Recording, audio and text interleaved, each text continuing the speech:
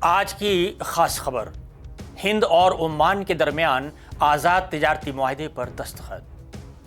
ہندوستان اور عمان کے درمیان آج مسقط میں پی ایم مودی کی موجودگی میں آزاد تجارتی معاہدے پر دستخط ہو گئے ہیں، جس سے textile, food processing, automobile, auto پرزے، جواہرات اور زیورات جیسے شعبوں میں مزید کاروبار کے مواقع کھلیں گے۔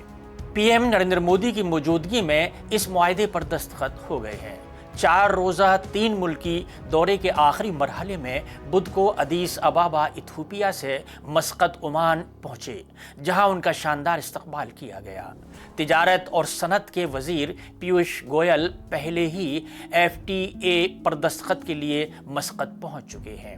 آزاد تجارتی معاہدے کے لیے مذاکرات، جسے باضابطہ طور پر جامع اقتصادی شراکت داری کا معاہدہ کہا جاتا ہے، نومبر 2023 میں شروع ہوا اور اس سال اختتام پذیر ہوا۔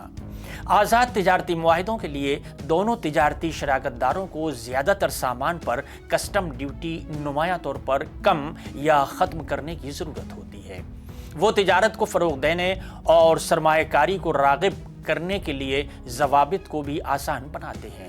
خلیج تعاون کونسل ممالک میں عمان ہندوستان کا تیسرا سب سے بڑا برآمدی ملک ہے۔ تجارت اور صنعت کے وزیر پیوش گوئل نے روانگی سے قبل کہا کہ عمان اور نیوزی لینڈ کے ساتھ آزاد تجارت کے معاہدے کے لیے بات چیت آخری مراحل میں ہے اور دونوں کے جلد ہی مکمل ہونے کی امید ہے۔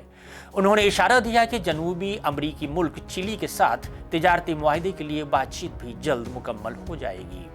انہوں نے کہا کہ اب ہندوستان کاروباری اداروں اور عالمی سرمایہ کاروں کے لیے ایک پرکشش مقام بن گیا ہے۔